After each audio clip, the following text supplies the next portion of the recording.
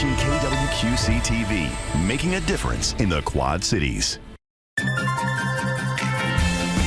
Live from the Quad Cities, with Morgan Otier and Kyle Keel, this is Quad Cities Live. Today on QCL, brew, bourbon, and wine. Details on this weekend event at the Mississippi Valley Fairgrounds, allowing ticket holders to sample some of the best breweries, distilleries, and wineries in the area. And how you can brave the elements at the annual Frozen Fat Fondo Fest, benefiting an important local organization called Friends of Off-Road Cycling. And later, the Friends of MLK Winter Gala is a little over a week away. Learn more about this annual fundraising event and how you can help celebrate the legacy of Dr. Martin Luther King Jr.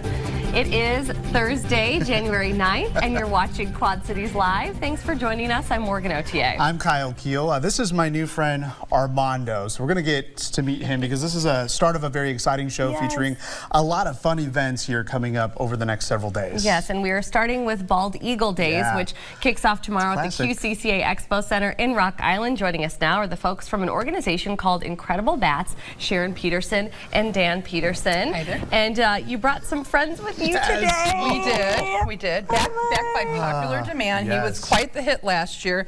Is Rico the two-fingered sloth? My old pal. 3 toes, 2 fingers, okay? And he's got a friend coming with him. Yes. So I have a friend named Jessica Reedy, and she runs Animal Quest out of Antioch, Illinois. Her and her husband, Steve, and they have a sloth they bought about a month after I bought Rico. So they've got his girlfriend, Stella, is coming. She'll be here tomorrow when it opens tomorrow. Oh my gosh. Yeah. Well, I have to say, you've made my dreams come true today. If anybody was in the studio when I first met Rico, she was tearing up. I was tearing up. Tears in her eyes. If you've known me for a long time, you know that sloths are my absolute favorite, and this is the first time I've ever gotten to hold, meet, touch a sloth. So you've made my 2025. Yeah, her reaction was mine last year when I got to spend some time with Rico. So a very exciting time. And you've also brought these armadillos here. This guy Armando, and we've got Fernando. So what does this mean? So he likes to be more flat. So more flat. Okay. So you got to put your hands in there. Okay, put my hands in there. Yeah, and kind of like have. Oh, there we go. Okay, this is better. He was burying his face earlier.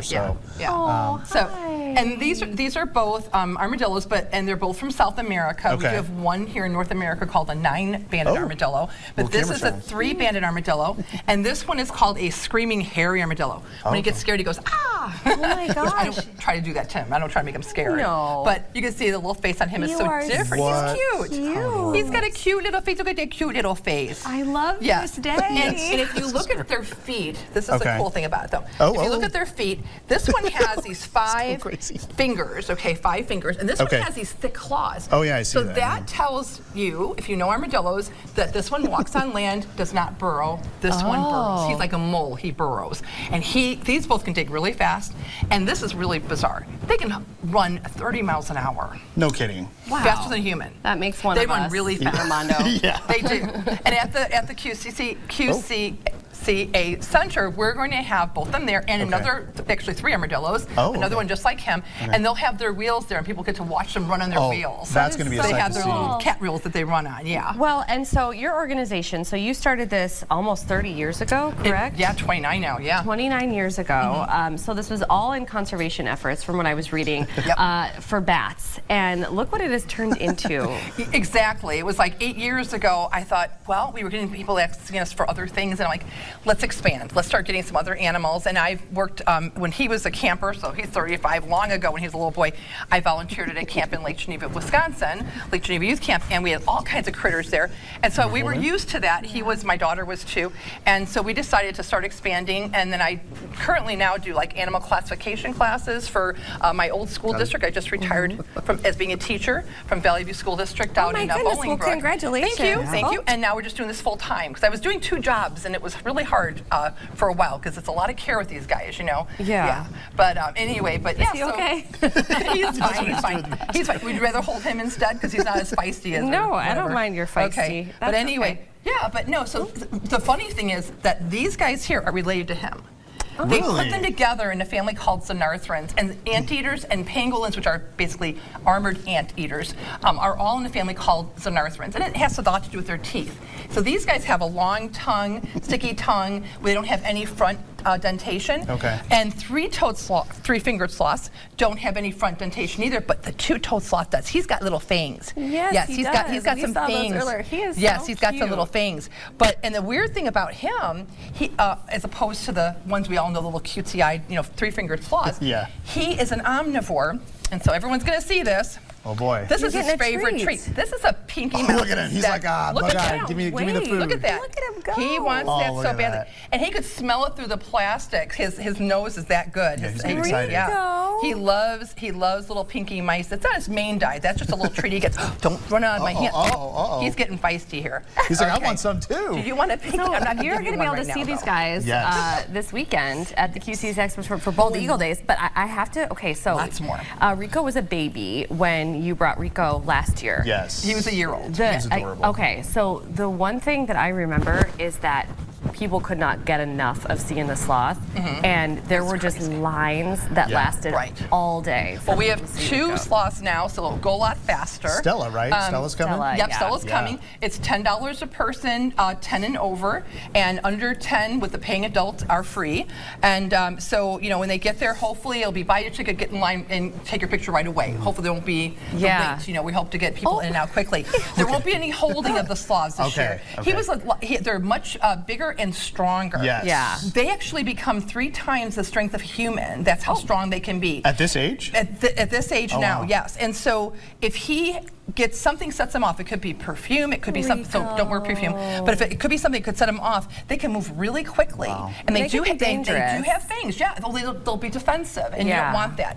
So, so he's not going to be held by anybody this year, but they'll be able to pet him like, you were able to do too, and he'll hang on his tree or sit in his chair. He's got a funny chair he sits in. And so, yeah, you like want that, don't another you? tiny mouse, He don't does. you? Yeah. He does. He'll get some more in a minute, but yeah. So, but certainly they'll get to interact with him a little bit, Yeah. and Awesome. it's still worth it coming out and seeing him. Even if you don't get to hold him, you get to pet him and interact with him a bit. So, So That's exciting. it's very exciting. So, it's just more than Bald Eagles at Bald Eagle Day. Oh, so gosh. there's plenty to see there, lots of vendors as well. So right. Dan, you're the main caretaker of Rico. So Yes. what is one common misconception people might have about Yeah. sloths? They all think that they're super slow. Yes. And he I'd can be be quick to quick that. if he wants to. Sure. I take him around the house and he likes to explore. So when we go up and down the staircase, he grabs the handrail and he can climb very fast. And one of the reasons why is because in the wild, when he goes down to the ground to use the bathroom, he has to climb up the tree as fast as he can to try to get away from predators. About 1/3 of these guys in the wild, unfortunately, get eaten by predators when they do go down to the forest floor there. So he has a lot of energy after he gets all the waste out of his body there. Sure. And it's a decent amount at a time there. So he my lets us know goodness. whenever he's ready to have his cage clean there. Oh, yeah. Oh my gosh, that is. He's what- adorable. Yeah, Look at he is. him. He is so adorable. This He is is. like a dream come true. Talk about some of the other animals too that you guys. Sure. So we'll be there with our other animals. We have some snakes and some lizards with us too. Okay. Some other mammals as well. Sugar gliders. I've got my dormice for the first time. Will be there. My dormice will be there. But my friend Kim from the Natural Naturals, she's going to be there. She'll have Patagonian cavies. She's going to have bunny rabbits. She's going to have large tortoises. And some other animals like that. But then there's also a big one, Wolf Ranch. There's going to be a wolf, Yeah. a lynx, Oh, and yeah. a porcupine. And then my other friends with cold-blooded parties, or cold-blooded reptiles. Okay, am I saying wrong? Cold-blooded parties. Anyway, but Yeah. I think it's cold-blooded parties. But anyway, they have reptiles, and they're going to have some big snakes and all that you can take a photograph with. gosh. So between all of us, there's 4 of us there, and then you've got of course, the bird sanctuary from Yeah. down by St. Louis. I Yeah, think they're down from, in right? Missouri. Yeah, And they'll Tom's be been there last as year as well too. So there's lots of animals to see, and there might even, I think last year there was alpacas, I think too. Really? But weren't there? Yeah, there were some alpacas. And they sell alpaca fur And they like sell, clothing. Oh, yeah. they sell, some clothing and that. So there's a lot of things to see there, lots of exhibitors there, and that kind of thing. So yeah, so It's a really fun weekend It for is. the whole family, and it must mean a lot to both of you too. I mean, with all your work in conservation, just to see so many people like-minded in that way, it must be Absolutely. really special. right. And then we do shows too. So there'll be talks on bats and conservation with bats. Oh, great. So Learning there's a opportunities. schedule of shows throughout the day and the event there. Yeah. I don't ever want this to end. No. I don't ever want you guys to leave. This is the best. Rico is like so comfy. He's got his eyes closed right now. Oh yeah, he's a sleepy little. Snacking on his treats. So good boy. sweet. He is. Well, here is all the info for everybody watching right now. Bald Eagle Days, it kicks off tomorrow at 4 p.m. at the QCCA Expo Center in Rock Island. Kids 15 and under get in for free, and that's just Friday. And the event runs both Saturday and Sunday as well. You can find all that information on the website. And to learn more about Incredible Bats, you can visit their website, incrediblebats.com. Their organization also has a Facebook, Instagram, and YouTube page. Sharon and Dan, thank you so much. Yes. You've made my entire year. This is great. And Armando and Fernando and Rico, all the Yes. best names. The trio. Yeah, the trio. Thank We you so love much it. for being here today. We appreciate pleasure. it. Thank you. Thank you. We'll have to get everyone out there to see Thank you this you. weekend. That's for sure. It's going to be a busy one, I can tell. Well, still to come on QCL, Brew, Bourbon, and Wine. If any of those sound good to you, you'll want to get your tickets now for this weekend's event at the Mississippi Valley Fairgrounds. We'll get all the details next. You're watching Quad Cities Live. This weekend, sample more than 40 varieties of craft beer, bourbon, and wine all in one spot. The Brew, Bourbon, and Wine Bash is back this year at the Mississippi Valley Fairgrounds, and here to tell us more about it is General Manager Sean Loader. Sean, welcome back to the show. Hey, thanks for having me. Yeah, always something going on at the Mississippi Valley Fairgrounds. So this is the second year for the Bash. So Second year, yeah. it's at the Iowa Building at the It's at the Iowa Fairgrounds. Building this year. So we got to get our tickets now. You have to get them now, yeah. So we have the VIP. It's $50. Get you in an hour early, so doors open at noon to 4:30. Okay. And then you get this really cool pint glass to Yeah. sample all the fun brews that we have coming. That's great. So I know that you guys, and we've got those ticket options too on the screen right now for anybody who's interested. So did you do, I think you did the VIP pass last year. Did a lot of people take advantage of that? 'Cause Yes, we did, yeah, because Okay. that gets you that extra hour drinking. Otherwise, if you don't want to spend 50, it's 40. Yeah. And that gets you in at 1 o'clock to 4:30 And as I well. feel like it's like a little bit like less crowded too. Yeah. If you can get there a little bit early, get the lay of the land and see what you want to check out. That's Yeah, kind of a definitely. nice perk. And that one at the bottom of the screen as well was the designated driver That's an ticket. important And one, I too, remember yeah. I made a big deal about that last year because I think that is such a cool thing that you guys offer. So explain what that is for people. Yeah, so actually a lot of people took advantage of that. It's a $20 ticket. You get a free bottle of water. Plus we have a really cool entertainment with Trophy Dads out of Cedar Rapids this year, so you get the entertainment. Yeah, we want everyone to be safe. Exactly, and especially, this time of year when some people, tend to maybe back off on the drinking a little bit. Maybe it's a New Year's resolution, so that's a good option for them. And also with the VIP pass, you get the commemorative glass as well. Pint glass as well. Those Yeah. are always nice to have as well. Very, around. So, very nice. So where do all the samples come from? We have Wide River Winery here. They've got cans of wine available. So is it from the region? A lot of local. Yeah, from so the region as wine well? department, yeah, that's from Wide River. Yeah. Of course, they're local. They have like 3 different places around town, Yeah. 3 or Yes. 4. So we're excited to work with them. And of course, these are just a couple of the samples, but we'll have quite a few there to choose from as well. Okay, and as far as like the craft beer is concerned and the bourbon, Yeah. so where do all of those, So Bullet, they're a sponsor of the fair as well. They normally wow. have a booth. So yeah, they're going to sponsor this. So we'll have 3 or 4 different style bourbons to From Bullet? sample from Bullet. they're a good one. Yeah. Yeah, definitely. And then the beers, are those pretty regional as well? Yeah, they're mostly local. We have Exile, Big Grove, 5 Cities, Potosi. Those are just a few. The Quad Cities does beer well, I will say that. Yeah, absolutely. Very cool. And you talked about live music, so there's going to be entertainment there. Kind of talk about the day for us and what you foresee. Yeah, so definitely you want to get the VIP, get there as early as possible. Trophy Dads out of Cedar Rapids, they're a really good band if you haven't seen them. Nice. They're going from 1 to 4:30. Oh, wow. So, and we'll have bags there, we'll have TVs for the game, so there's a lot of different things there to keep your mind busy. You come up with a lot of really great like event ideas and things like that to do at the fairgrounds. Why is it so important to have something fun like this, especially This is something, in January? Yeah, well, it's just something, everybody's bored of the cold weather, but these are the things, we have the buildings to do these events, Yeah. and I love bringing people together, having a great time, and it gives us a chance to raise money to put back in the fairgrounds. Sure, and last year was your first year doing it. Obviously, it was a success because it was back. But how big was it? Did you expect it to be so popular? That was actually bigger than I thought. Really? Yeah, so Really? yeah, we're really excited, so that's why we're trying it again this year. Yeah, there you go. Absolutely. Definitely. A lot of people getting excited about it.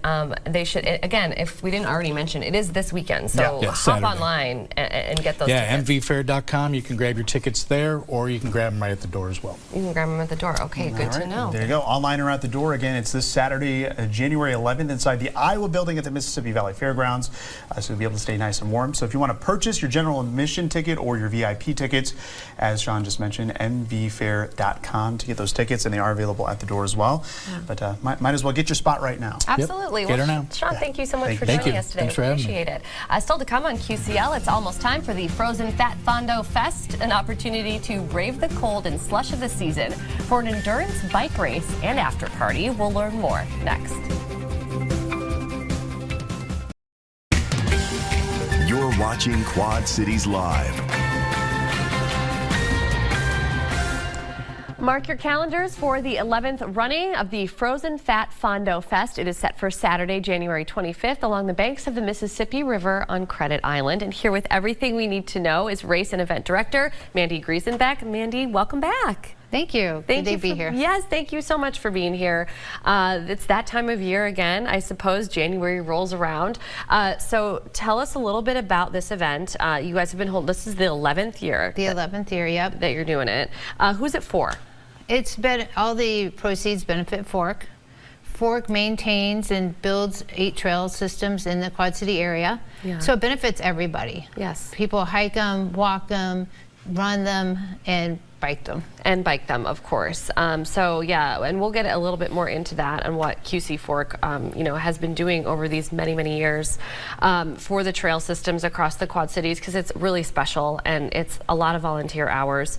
As far as this event is concerned, so who can sign up for this? I mean, who shows up to this event and participates? This event is open to anybody. Okay. And we actually have riders that come in from Des Moines, Wow. Chicago area, Peoria, Iowa City, of course, Dubuque. So people travel in for this 3-hour event. Yes. And like other mountain bike races, which is different age groups, this is one big race, 3 hours, and it's how many laps you can do in the 3-hour time period. Oh, I see. Okay. So, and people will get a chance. This is video, I believe, from last year, correct? Yep. I mean, whoa, we got quite the weather. I remember waking up on the day and like taking a look outside and going, you know what? They're going to have fun with Yeah, this. we got, what, 20 plus inches about a week and a half out. Yeah. And right before the race, it started to melt and got slushy. Yeah. So the Friday night before was a challenge for me to even ride through it and get the course set up. And the next day, I was really worried, but the first lap, they did it in sub 30 minutes. Amazing. So we were shocked that they got through it and everybody had a good time. Well, talk a little bit about the bikes that are required. You brought yours with you here today, and there's a reason why there are some requirements. Yeah, so the fat bike is, well, the race requires 3.5 inches or bigger on the tires. Okay. Yep. And the fat bikes were built to go through the snow and the sand. Okay. So your Alaska, your beaches. Yeah. Well, when the fat bike, when it became popular, everybody mountain biking and even road biking would grab a fat bike in the winter and we could ride year round. Yeah, it totally changes the game for Yeah. folks like right here in the Midwest where, the season used to end and now it really doesn't. And there are so many people here with the fat bikes in the Quad Cities that, they get together all year round now. And this is just one of those events where they can do that. So the terrain that they are riding, around and over and on top of, it's wooded, it's icy, I mean, everything you can imagine. Yeah, Credit Island, there's no set trail there. Okay. Every year we start in December, start riding around. We like riding the shoreline. Yeah. We start going into the woods and just find the natural path in the trail. Uh-huh. So there's very little destruction to the woods, to Yeah. the trees. And we make our way around Credit Island. And remember, Credit Island's a floodplain. Yes. So things get rutted up, it does get flooded. Yeah, And it recovers very well. Yeah, absolutely. Well, there's also an award ceremony and there's a raffle that is part of this event as well. So, and you guys are still taking donations for that? Yes, we're taking raffle donations. Okay. The raffle is really our biggest fundraiser of the year. And again, all that money goes into the tools and the maintenance, and all the maintenance on the trails are done by volunteers. Yes. You might think the city comes out and we actually work with the cities and let them know what we're doing, Right. but it's all volunteer labor. It's really amazing. I mean, I've seen signage in the past too. I mean, when things are like muddy or mucky, and there'll be a sign from Fork that just says like, hey, stay off the trails, things like that, because you guys are really manning them, because if you don't do it, it's not, I mean, nobody else is going to do it, which is, Right. you know, it's incredible, all the volunteer hours. And you guys had some really cool statistics on your website. So Fork has built more than 42 miles of natural single track trail at QC area parks. So the trails that you are seeing when you're going out there, if you're going for a run, maybe you are taking the bike out, I mean, there's a good chance that QC Fork had a hand in making that happen, and definitely has a hand in maintaining it. If this is your, you know, one of your biggest events where you're collecting donations, it's just important for people to know that you're doing that service. And on our website, we have a list on the left-hand side of the page at qcfork.org that lists what trails are open and closed, and some might be under caution because there's trees down. We ask if they're closed to everybody, so hikers and bikers, because one muddy footprint can change the whole terrain of the trail when it rains and take out a hillside eventually. Right. And we have to go back out, and we actually take flat shovels and work the trail to get it flat again. That is, yeah, it's amazing. So as far as the Frozen Fat Fondo Fest, talk a little bit about roughly how many people participate. Do you grow in participants every year? Because I feel like I hear more about it every year, and I think there's a reason for that. Yeah, we're about 115 last year. Wow. So we're hoping to get more than that this year. Yeah. You're always hoping to get more. Of course, when you're hosting an event. Yeah. But that's a lot of people who want to like go out and like in grueling situation for 3 hours and continuously ride. And they don't have to do it solo. There's a team option as well? Yep, you can bring it on a team. Teams are fun. They're fun team names. Yeah, I bet. But they come out and they just tag off each lap. Okay. That's one way of doing it if maybe you're a first timer and you're considering this. One thing I do want to talk about before we run out of time is a really cool collaboration that is starting soon. A series of bike socials. Yeah. So tell us about this. So I kind of had an idea, and I talked to my friend Tina at QCBC, Quad City Bike Club. Yep. And I said, we need a way to get the clubs together, to get the bike shops together, and just start working together and just get people out there and get bike social. Yeah. So yeah, starting tomorrow, Friday. Oh, that's right, yes. At Healthy Habits is the first stop. It's 5 to 7. Meet the shops, meet the people that work at the shops. If you're thinking about buying a bike, why not ask those who ride the trails? Yeah. And ask us what trails we're riding. Yeah. I mean, it's a really cool way to collaborate and meet new people, and there are several bike groups here in the Quad Cities. So it's just a good chance to collaborate and meet each other. So we had all of them on the screen, but if you do go to the QC Fork website, you'll be able to see exactly which bike shops they're meeting at over the next several months, and they're all 5 to 7, correct? Yep, 5 to 7. Most Okay. are on Fridays, some on Thursdays. But yeah, come out, get bike social. It's going to be a good time. It's a good time, and it's a lot of really great people. And meantime, you have until Friday, January 24th to register for the race we've been talking about. And you can do that by heading to the website bikereg.com/frozen. That'll take you right there. And if you just want to find a link, or if you want to learn more about QC Fork, whether you want to join the group or help them with volunteering, visit qcfork.org, and that's Fork with a C. Mandy, thank you once again for coming on the show today. Thank you. Yes, thank you so much. And still to come at our next half hour of QCL, January is Human Trafficking Prevention Month, and area businesses are stepping up to raise awareness and put an end to the issue. And later, the Friends of MLK are hosting their second annual Winter Gala, and you're invited. We're getting the details on this fundraising effort. And speaking of winter, we are feeling actually a little warmer today. So what can we expect as we head into the weekend? Meteorologist Kyle Keel has your first alert forecast next.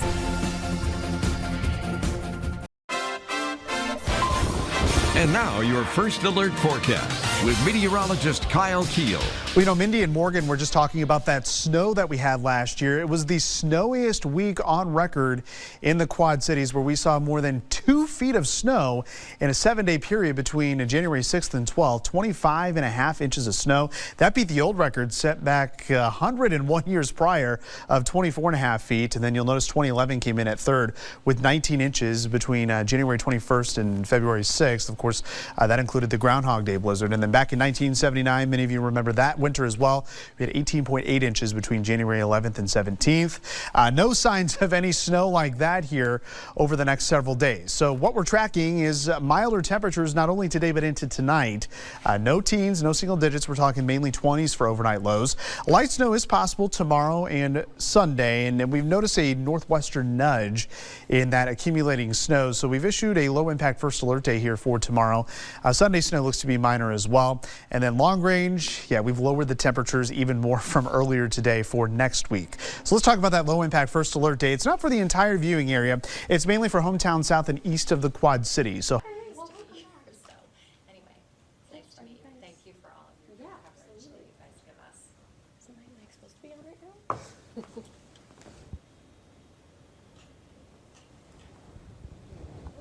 going until noon tomorrow. This is all part of a big winter storm system where we have two areas of low pressure that are essentially going to combine and create this winter storm here to the south. It's going to attract pretty much along the Gulf Coast of the United States, so it's pulling in that Gulf of Mexico moisture. Heavy snow is going to be falling from Dallas-Fort Worth to Little Rock, Arkansas, Memphis, Tennessee. Some of those areas could see more than a half foot of snow, which is a really big deal for those areas. Here at home, though, we're tracking the northern extent of that storm. If you do some extrapolation there, that's going to track into our Illinois hometowns, and we're also tracking the northern fringe of the Clipper that's going to be coming through, and that will mean an increase in clouds tonight. But our Everywhere Camera network right now does show some sunshine, and it's a little breezy out there, but it's a southerly wind, so those temperatures have kind of overperformed today with that bonus sunshine. Low to mid 30s, 35 right now in the Quad Cities. Muscatine sitting at 37 degrees. So real quick, wanted to show you exact track with this snow coming in. After midnight, it will track into our southeastern hometowns. That's where we could see 1 to 2 inches. Quad Cities, you wake up early tomorrow morning, the snow will be coming to an end, and we could see some slick spots through the middays. So Chief Meteorologist Eric Maitland, he will be in at 4 o'clock to kind of break down those snowfall numbers for you and talk about how Sunday's system is shaping up as well, Morgan. So definitely not like last year at this time where we were talking about several snowstorms coming through. So well, not at all. I mean, did you see the video that we were showing during Mandy's segment? Yeah. With all the snow that they were riding those bikes through? Yeah, and it was wild because we had 2 feet of snow, temperatures dropped, and then like she was saying, it warmed up really quickly, creating kind of a mess for them around the time of the festival. So it did. So it's a little bit different of a January, and that's all right. All right, Kyle, thank you. You're welcome. Up next, it is Human Trafficking Prevention Month. How area businesses are stepping up to raise awareness and put a stop to trafficking. You're watching Quad Cities Live. January is National Human Trafficking Prevention Month, and Family Resources is inviting all of us to come together to recognize the issue and take meaningful action to address the issue. Sarah is a breaking traffic advocate with Family Resources, is back with us today. Sarah, welcome back. It's nice to have you here. Thanks for having me. Absolutely. So really, let's get into it and start with really the definition of human trafficking. Just describe what it is for us. Sure. Human trafficking is the buying and selling of another human being using force, fraud, or coercion. Okay, so it is something that is an issue, and I think that we've heard over and over again for some time now that it's something that can happen right in front of us and we may not even be realizing it. Sure. A lot of times people associate human trafficking as abduction or kidnapping, but what we most commonly see in our community is something called the grooming process. The grooming process. Okay, so, and we'll get into that too with some pretty interesting statistics that you have provided for us. Breaking Traffic, so that is kind of an entity of Family Resources. Tell us a little bit about the Breaking Traffic Department and what you all work to do. Yeah, so Breaking Traffic offers critical resources and advocacy to individuals that are being trafficked. So whether it's education or providing food, shelter, or clothing, things that help meet the immediate need of the survivor and get them stabilized. Yeah, I can only imagine just the types of folks that you all meet and come across and what they have been through, and I'm sure those needs vary depending on the individual, but I can't even imagine being, just needing those basic things after surviving something like that. It has to be horrific. So you guys work very hard, And we have some information. So Family Resources just responded to more than 17,000, nearly 18,000 crisis line calls and provided shelter for hundreds of individuals, more than 700 individuals through the trafficking program, the Breaking Traffic program, and that was just in 2024. Why I say that and read that information is because I think it's astonishing, those numbers, and for one region to be seeing those numbers, I don't think a lot of people realize what an issue it really is until you hear that. Thousands of people, hundreds of people that are, needing help and needing shelter. I mean, are you ever still surprised by that, doing what you do? All the time. It seems like the numbers just keep getting, there's just a lot more numbers and people needing help, but I also think because we've raised awareness that more people are knowing where to get the help. Absolutely. I think it's definitely twofold. Once we start realizing it, that's when you're going to start, unfortunately, but fortunately, seeing more survivors and people come out of it. So let's go over some common signs of trafficking. Not all of them, because there are actually quite a few, but talk a little bit about the ones that we should be on the lookout for. So some common signs would be receiving unexplainable gifts or cash, maybe physical exhaustion and falling asleep in class, not having access to their own items such as their bank account, driver's license, birth certificate, or passport. Also, somebody being physically present with the person at all times, refusing to separate So you them. never see them by themselves, like they're all constantly with this one other individual. Right, or if you ask to separate them, then they get upset being separated. Wow. Another one would be someone speaking for the individual or having rehearsed lines. Wow. Yeah.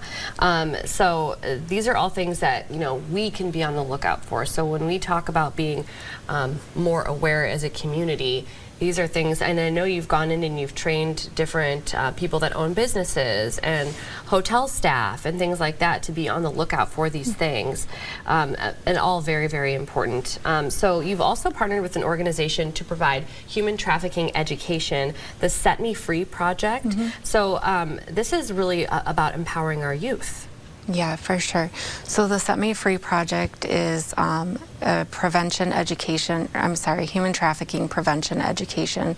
And their mission really is to stop human trafficking before it starts. Just like wearing a seatbelt when we're on the road, we don't know the intentions of the drivers and wanting to stay safe. It's the same with social media. And so we want to empower our youth and give them the tools as almost like wearing a seatbelt while they're using social media. Yeah, absolutely. And you spoke about this at the start of our segment, that a lot of people, kind of a common myth is that they think human trafficking involves kidnapping. And while that maybe sometimes is the case, of course, never say never, you said it's mostly a grooming process. And that's really where social media also comes in. Those things can go hand in hand. So talk a little bit about a grooming process. What is a definition of a grooming process? So the grooming process is when a trafficker uses things to build trust with the individual. So whether it be maybe online, it would be like deliberately targeting someone that's vulnerable, starting a conversation with them, finding things that they have that are common, and getting a relationship with them to build their trust. Yeah. Okay. And some statistics to go along with that that support it. 1 in 3 youth who run away are approached by a trafficker within just a couple of days, 48 hours. 69% of people trafficked knew their trafficker. So again, social media can really come into play there. And most human trafficking is familial or a romantic partner. So, and if it's not one of these types of relationships, then typically they are found on social media or online. So just something to keep in mind. And that brings in our next point, that young people can learn more about social media and human trafficking at a few events, workshops, and one of them is actually happening tonight, social media and safety. Yeah, so I'll be teaching a social media safety workshop at the Eastern Library tonight at 5:30 to 7:30, and then we have one at the Fairmount Library January 9th from 5:30 to 7:30, and then Oh yeah, Fairmont on Fairmount. January 14th, and we've got that on the screen. So for anybody Thank that's you. listening and not watching right now, take a peek. If you want to go to one of these, Eastern is tonight, Fairmont is the 14th, and then there's one at Bettendorf Library Yes. as well, and they're all the same January 30th. times. Yeah, Yep. January 30th. So what are some other ways that we can get involved if we just want to raise awareness for human trafficking prevention? You guys have January 11th is a big day. Yeah, so January 11th is Human Trafficking Awareness Day. So you can go to some of our community partners. They'll be putting out a donation jar, so Granite City and Coffee Apothecary. If you want to donate to them or the jar, and then they'll donate to Breaking Traffic. We also, you can wear blue on January 11th and then take a picture and you can send it to us on our social media page. And then also the bridge is lit blue till January 11th. Yeah, the Sky Bridge and then the bridge in Muscatine as well. They're lighting up blue. So all good ways to raise awareness, and we want to thank you just for being on the show today. It's a difficult topic, but obviously it has to be talked about. Otherwise, nobody would know anything about this. And if you want to learn more about the variety of services provided by Family Resources, just visit the website. It's right there on your screen. Just go to famres.org. There's a lot of ways that you can not only seek help, but also help out. Sarah, thank you so much for being here today. Thank you for having me. Yes, of course. We appreciate you. And still to come, we're going to get details on the Friends of MLK Winter Gala, which is a little over a week away, how you can help celebrate the legacy of Dr. Martin Luther King Jr. Next.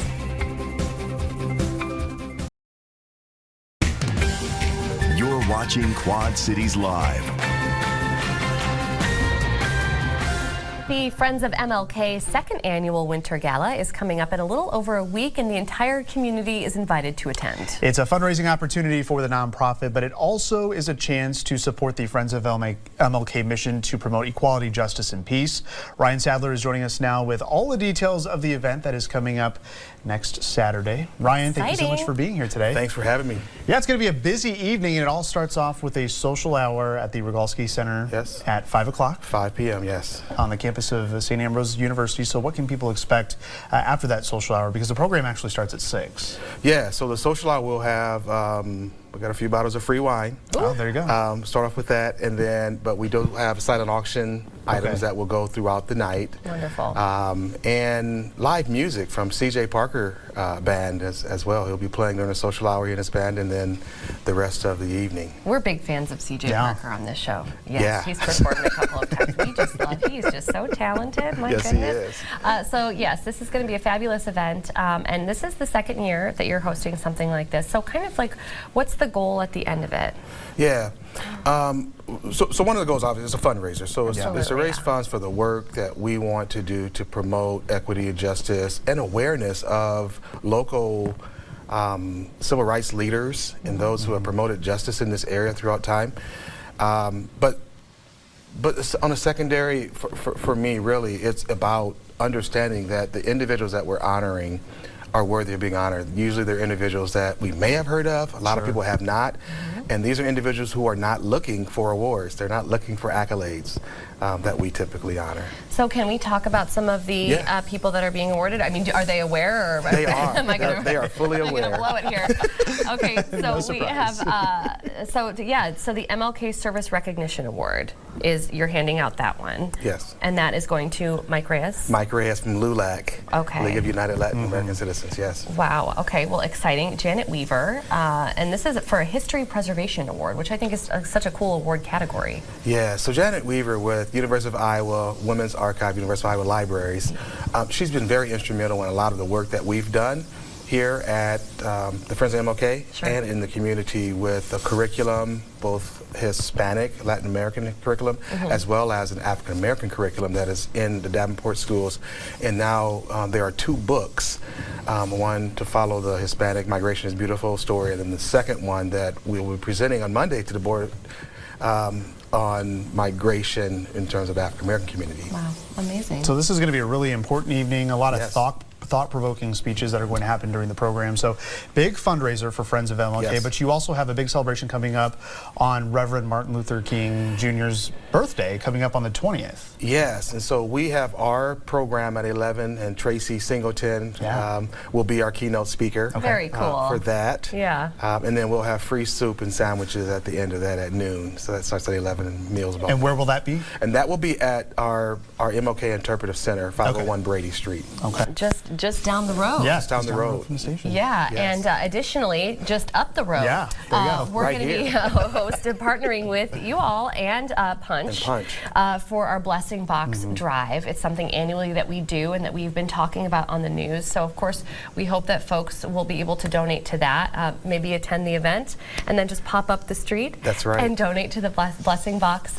So, just kind of before we run out of time, talk about the importance of people considering this. These are personal hygiene items. Many of these things are things that we all take for granted on a daily basis, but there are plenty of people in the area in need. Plenty of people in need, and we take for granted sometimes what we have stocked up, maybe, Sure. or that we can afford to get. But you have a person who has a decision to make between getting toiletry items or cleaning items and food. Yep. It's tough decisions that in this economy that people have to make. And we can all help with that. Yeah, and Yes. you know, the community always shows up for us, so we look forward to seeing you here at the station on the 20th. Well, the Friends of MLK Winter Gala, of course, is this Saturday, or next Saturday, January 18th at the Rogalski Center at St. Ambrose. Tickets are $75 per person with reserved tables available for $600. If you want to purchase your tickets, you can visit FOMLK.com. Sounds like a great evening and a very important evening for you, Ryan. Yes, thank you for being here. Thank you. Yes, absolutely. And thank you for watching. Your local news at 4 coming up next. Have a great evening.